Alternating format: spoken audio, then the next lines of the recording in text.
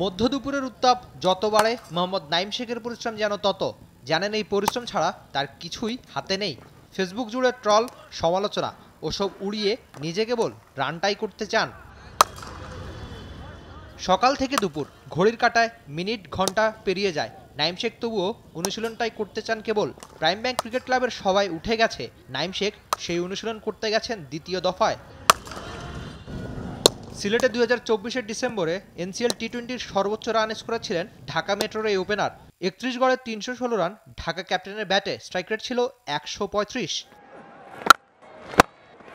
সবশেষ বিপিএলে যেন আরও বেশি ধার নাইমের ব্যাটে, পরিশ্রমটা ছিল একই রকম বেশি। 1 সেঞ্চুরি 350-তে বিপিএল শেষে গড় 42 আর স্ট্রাইক রেট 143। যে স্ট্রাইক রেট নিয়ে সবচেয়ে বেশি আলোচনা, জবাবটা দিয়েছেন সেখানেই।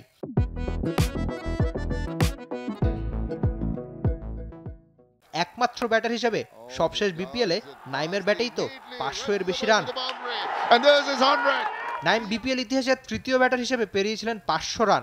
ডিপিএলে 2023 সালে নাইম করেছিলেন 932 রান।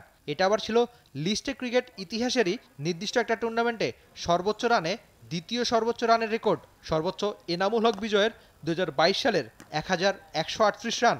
নাইমের চোখ এবার 1000 রান পেরোনোতেই। লাল সবুজের জার্সিটা গায়ে চাপান না অনেক দিন, নাইম এবার ফিরতে চাইবেন, তবে হাতে কেবল হাতিয়ার ওই পরিশ্রমী, যেটা নাইম শেখ সবচেয়ে বেশি করছেন। বয়সে 25 নাইম শেখ, এই বয়সটা যে কোনো ক্রিকেটারের ক্যারিয়ারের সেরা ফর্মে থাকার কথা। নাইম শেখও সেই সময়টাই পার করছেন। সবশেষ সিলেটে হওয়া এনসিএল টি-20 কিংবা বাংলাদেশ প্রিমিয়ার লিগ বিপিএল, দুই টুর্নামেন্ট কাটিয়েছেন নিজের স্বপ্নের মতো। সবচেয়ে বেশি রান ছিল তার ব্যাটেই। তবে আরেকবার শুরু হচ্ছে ডিপিএল, নিশ্চয় নাইম শেখ চোখ রাখবেন সর্বোচ্চ রান স্কোরার হওয়ায়।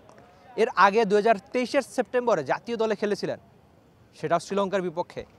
নাইম শেখ এরপর থেকে ওয়ানডেতে আর তাকে দেখাই যায়নি। তার স্ট্রাইক রেট নিয়ে কত আলোচনা, কত সমালোচনা, তবে সবশেষ এনসিএল বা বিপিএলটাই দেখিয়েছেন যে স্ট্রাইক রেট নিয়ে তিনি কাজ করেছেন নিজের ব্যাটিংটা নিয়ে। তবে কাজ তার আরও চলছে, সামনেও হয়তো চলবে।